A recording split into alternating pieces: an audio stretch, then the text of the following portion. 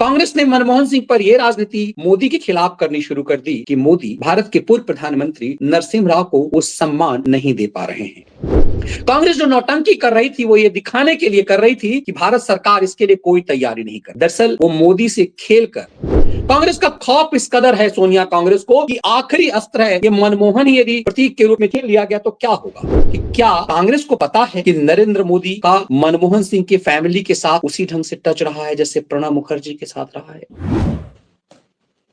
नमस्कार, कैसे हैं आप।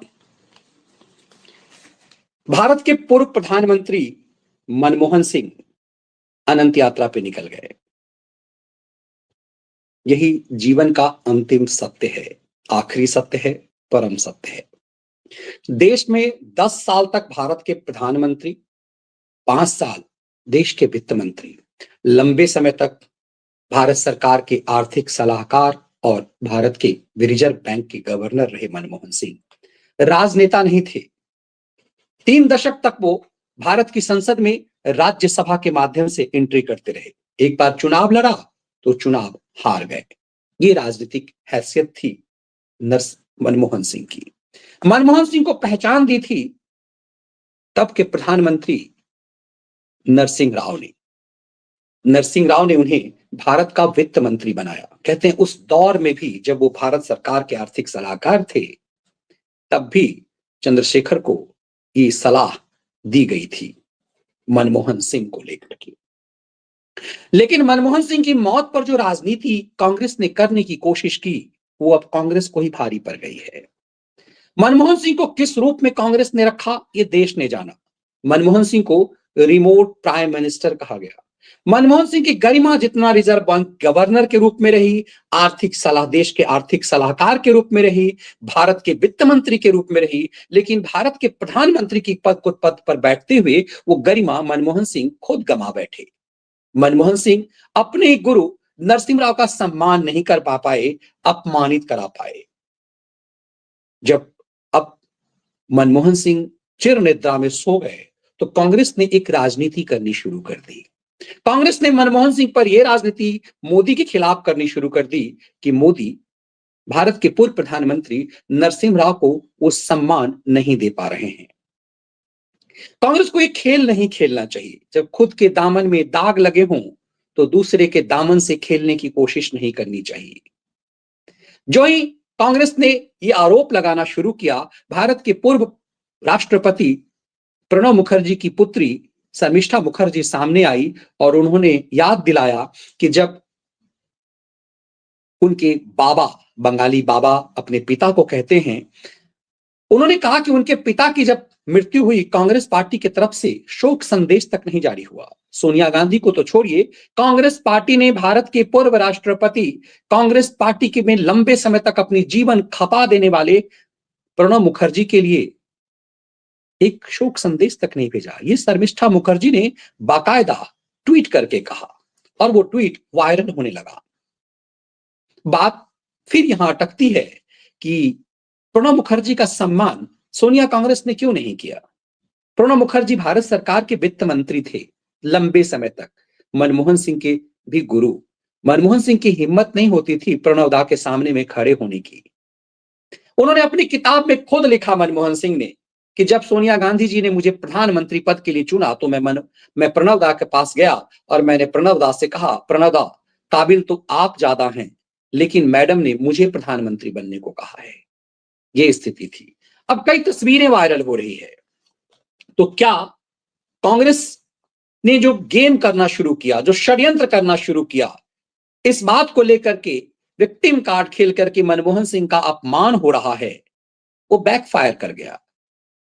कांग्रेस ने पलटी मार करके खुद ही कहना शुरू कर दिया कि हम कांग्रेस पार्टी को ये निवेदन करने की जरूरत ही नहीं होनी चाहिए जो खड़गे ने किया। दरअसल खड़गे ने भारत सरकार के गृह मंत्री को चिट्ठी लिखी और चिट्ठी लिख करके ये मांग की कि मनमोहन सिंह के पार्थिव शरीर का उचित सम्मान होना चाहिए, मेमोरियल बननी चाहिए।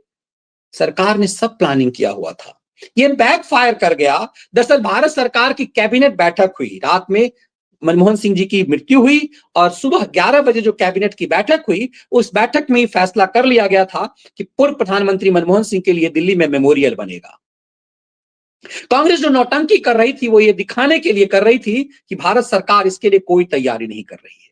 दरअसल वो मोदी से खेलकर खुद फंस गई। मनमोहन को मौन मोहन कहा जाता था और वो एक उनके लिए एक शायरी जो है उनकी वो बहुत प्रचलित है। वो सुर्खियों में है कि जब संसद भवन में तब के नेत्री विपक्ष सत्ता पक्ष में जब सुषमा स्वराज जी ने मनमोहन सिंह को टोका था, जब मनमोहन सिंह के लिए उन्होंने कहा था हजारों जवाब, तो मनमोहन सिंह ने एक जवाब दिया था, हजारों जवाबों से अच्छी है मेरी खामोशी, ना जाने कितने सवालों की आबरू रखी है। मनमोहन सिंह जब ये बात कह रहे थे तो ये ना जाने कितने सवालों की आबरू रखे, ये सोनिया पर भी तो कमेंट्स हो सकता है। तो क्या मनमोहन सिंह कुछ ऐसा लिख कर गए हैं जो वो बाद में खुलेगा? ठीक उसी ढंग से जो प्रणव दा लिख करके गए तो शर्मिष्ठा मुखर्जी ने उसका खुलासा किया। तो क्या मनमोहन की बेटियां वो सब सच सामने आएगी कि किस तरह से उन्हें टॉर्चर किया गया, उन्हें भारत का प्रधानमंत्री बनाकर किस तरह से अपमानित किया गया? दरअसल मनमोहन सिंह कई बार कुर्सी छोड़ने के लिए बेचैन थे। एक बार जब उन्हें अटल जी ने कुछ बोल दिया था तब भी मनमोहन सिंह कुर्सी छोड़ने के लिए तैयार थे, जब वो वित्त मंत्री थे। और फिर बाद में भी जब प्रधानमंत्री थे तब भी कहा जाता था कि बीच बीच में धमकी दे देते थे कि मैं प्रधानमंत्री की कुर्सी छोड़ दूंगा, तब उन्हें मनाना पड़ता था। दरअसल एक बार जब कैश फॉर वोट मामले में इस पूरे मामले के सामने करते हुए जब सुषमा जी ने कहा था तू इधर उधर की ना बात कर, ये बता कि कारवां क्यों लुटा, मुझे रहजनों से गिला नहीं, तेरी रहबरी पर सवाल है। ये मनमोहन सिंह से कहा कि तुम भ्रष्टाचार के, तुम रेनकोट पहने रहे, प्रधानमंत्री ने रेनकोट वाला कहा, आप ईमानदारी का आवरण ओढ़े रहे, लेकिन आप भारत के प्रधानमंत्री थे और आपके काल में देश में सबसे बड़ा भ्रष्टाचार हो गया। उसी के जवाब में उन्होंने कहा था हजारों जवाबों से अच्छी है मेरी खामोशी, फिर ना जाने कितने सवालों की आबरू रखी है। ये मनमोहन सिंह को मौन मोहन जाना जाता था, मतलब वो चुप्पी लगाते थे, उन्होंने कुछ बोला ही नहीं। हो सकता है सोनिया गांधी ने उन्हें निर्देश दिया होगा कि आपको कुछ नहीं बोलना है, और मनमोहन सिंह ने कभी कुछ नहीं बोला। नरसिम्हा राव की एक बात थी, वो कहा करते थे निर्णय ना लेना भी एक निर्णय है। ये उनका पेटेंट डायलॉग था मानो, निर्णय ना लेना भी एक निर्णय है। और मनमोहन सिंह के चेले थे, नरसिम्हा राव के चेले थे मनमोहन सिंह। मनमोहन सिंह उनसे 2 कदम आगे बढ़ गए और उन्होंने मौन धारण कर लिया। लेकिन कांग्रेस इस मौन मोहन के लिए मौन धारण यदि कर लेती तो ज्यादा बेटर था। नरेंद्र मोदी से खेल करके टकरा करके कांग्रेस फंस गई।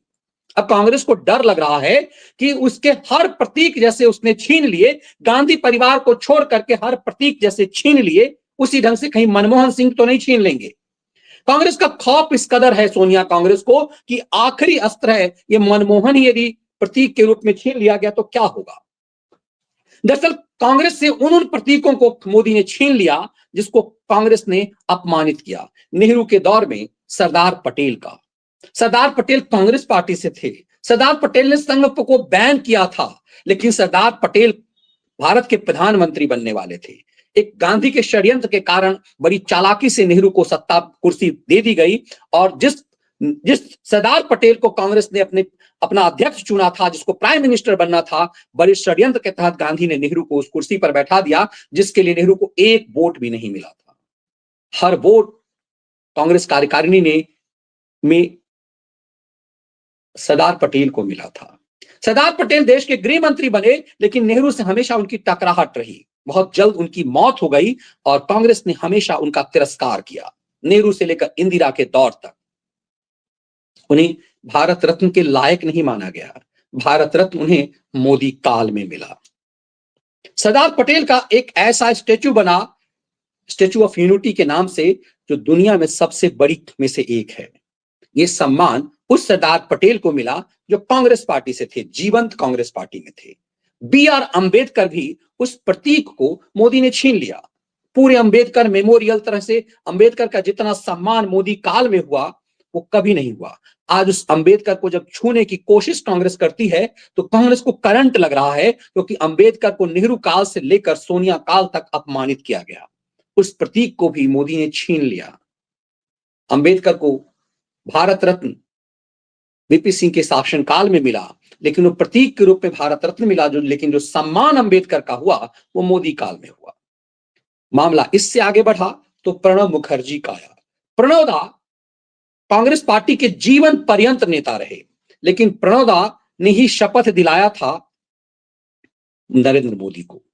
प्रणब दा जब राष्ट्रपति बनने वाले थे तो सोनिया गांधी उसमें भी पिन डालना चाह रही थी। सोनिया और ममता दोनों प्रणब दा के पीछे पड़ी हुई थी, लेकिन अल्टीमेटली बीजेपी के सहयोग की वजह से ही कहिए कि प्रणब दा भारत के राष्ट्रपति बन गए।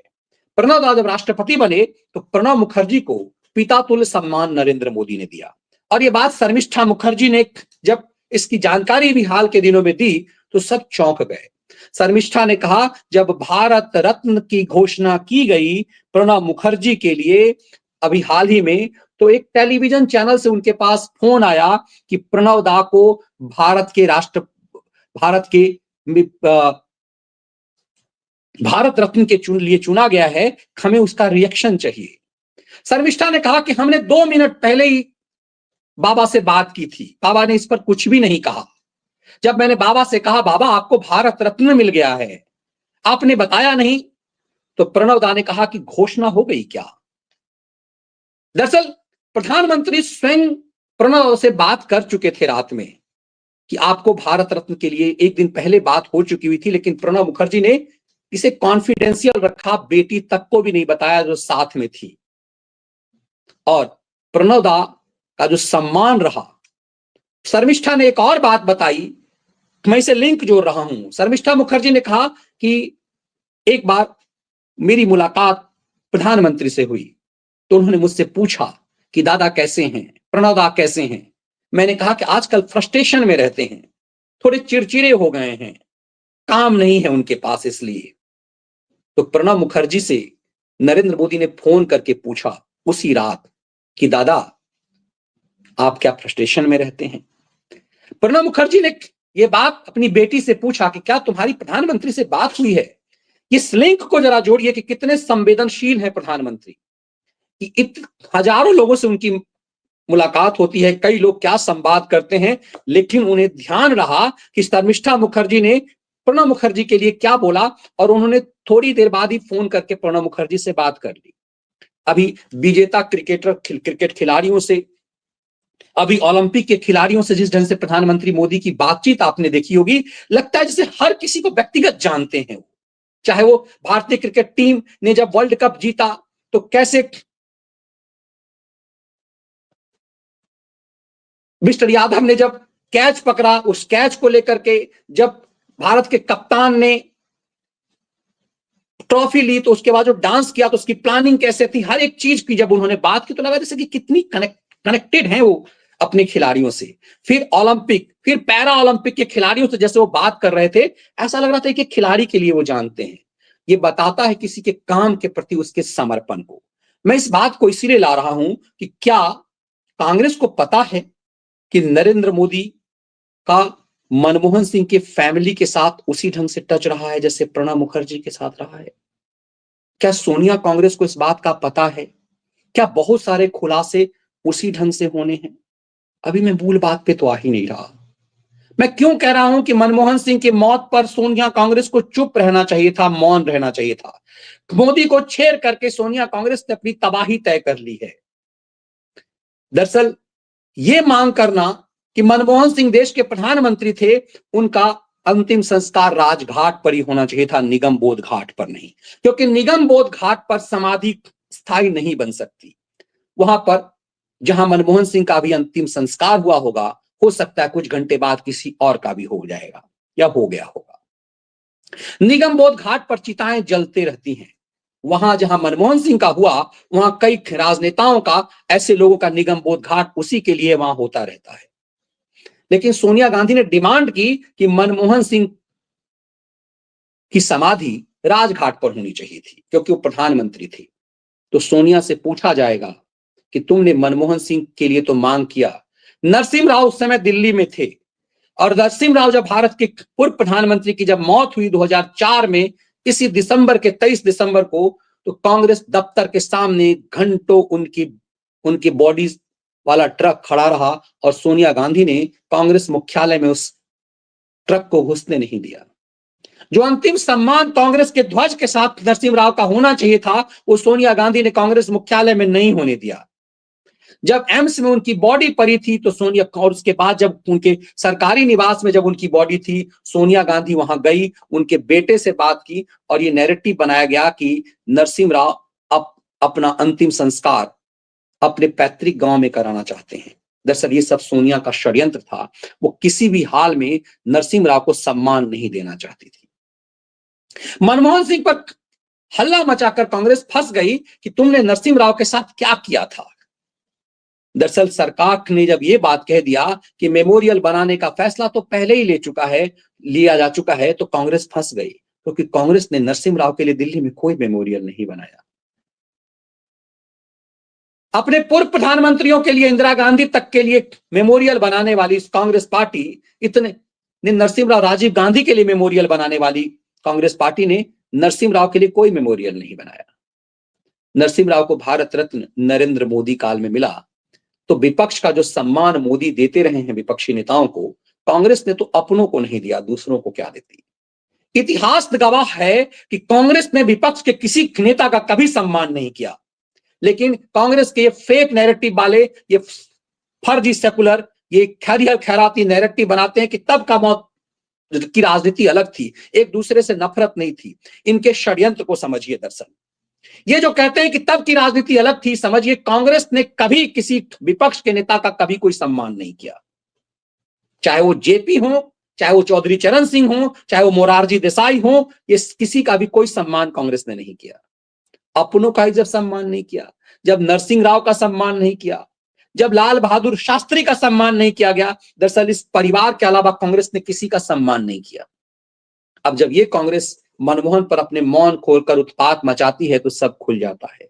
तब ये खुल जाता है ये तो अपनों का सम्मान भी दिखावा के लिए कर गए।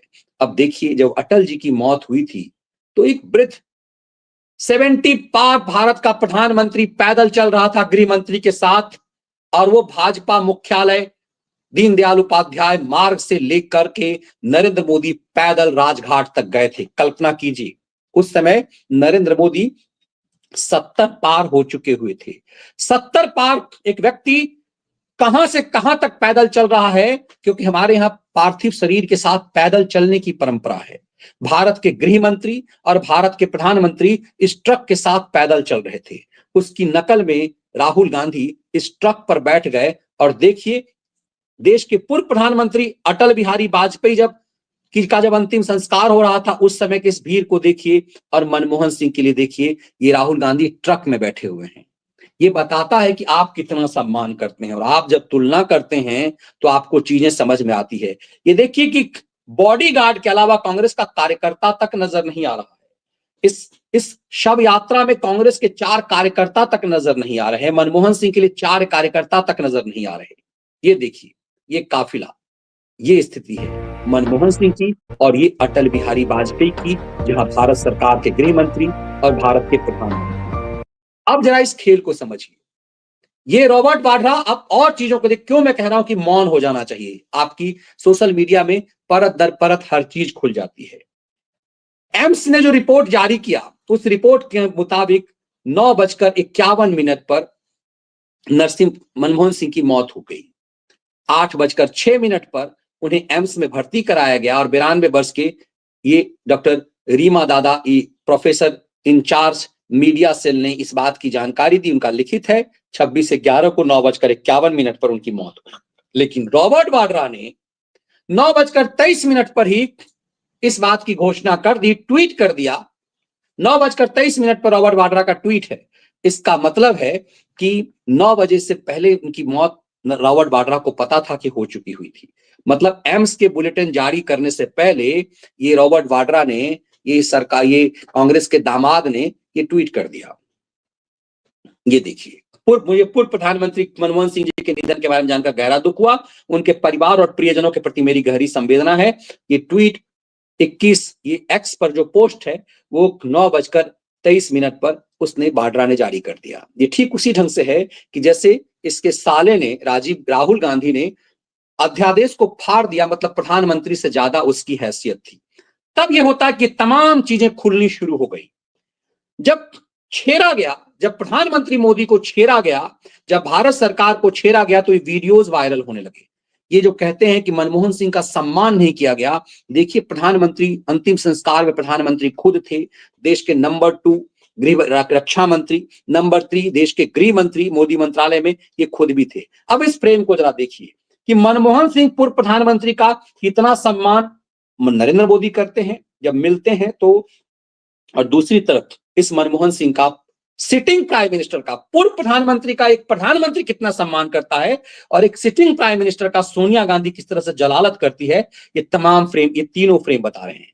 सोनिया गांधी उठाती है मनमोहन सिंह को उस कुर्सी से और उसके बाद उस कुर्सी पर स्वयं बैठ जाती है। इतना ही नहीं, जब बांग्लादेश की प्रधानमंत्री आती हैं तो सोनिया गांधी, देखिएगा सोनिया गांधी कहां से पैदल चल रही है। सोनिया गांधी आगे आगे, एक प्रोटोकॉल होता है कि जो वरिष्ठतम होते हैं वो आगे रहते हैं। सोनिया गांधी को आप देखेंगे कि जब बांग्लादेश की प्रधानमंत्री, उस समय की प्रधानमंत्री आती हैं, सोनिया आगे आगे चलती है और जिस कुर्सी पर सोनिया बैठी हुई है उस कुर्सी पर भारत के प्रधानमंत्री को बैठना चाहिए। सोनिया इस कदर अपमान करती थी मनमोहन सिंह का। ये प्रधानमंत्री नहीं, ये एक तरह से पुतला था। सही मायने में कहा जाए तो जितना यदि इनके विद्वता की यदि तारीफ की जाती है तो सच ये है कि इन्होंने प्रधानमंत्री के पद की गरिमा को एकदम से नष्ट कर दिया। अब ये इतने एहसान फरामोश रहे कि अपने राजनीतिक गुरु नरसिम्हा राव का न सिर्फ अपमान किया, उनके बॉडी का भी अपमान किया। अब ये आनंद शर्मा को देखिए पैर छू करके प्रणाम कर रहा है। अब आनंद शर्मा, जहां पर आनंद शर्मा बैठ रहे हैं वहां पर देश का प्रधानमंत्री आनंद शर्मा के बगल में प्रधानमंत्री बैठ रहा है। एक सामान्य कैबिनेट मिनिस्टर का सोनिया गांधी कहां बैठ रही है देखिए। ये कांग्रेस मुख्यालय में सोनिया गांधी आती है और सोनिया गांधी के समय में सामने में एक पुतले की तरह मनमोहन सिंह खड़ा है और ये इस भारत के प्रधानमंत्री की बेइज्जती है। अब तब समझ गई आइए कि दरअसल ऐसा लगता है, कहा जा रहा है, देखिए उठाया जा रहा है, उठो यहां से, यहां उठ जाओ, मैडम यहां बैठेगी और फिर सोनिया गांधी को वहां बैठाया जा रहा है। ये एक फ्रेम बताता है कि किस तरह से अपमानित किया। इस फ्रेम को देखिए, इस फ्रेम में सोनिया गांधी मिलती है बांग्लादेश की, बांग्लादेश का प्रधानमंत्री भी कोई इज्जत मनमोहन सिंह की नहीं करते, मनमोहन सिंह पीछे रह जाते हैं और ये हाथ मिलाती है।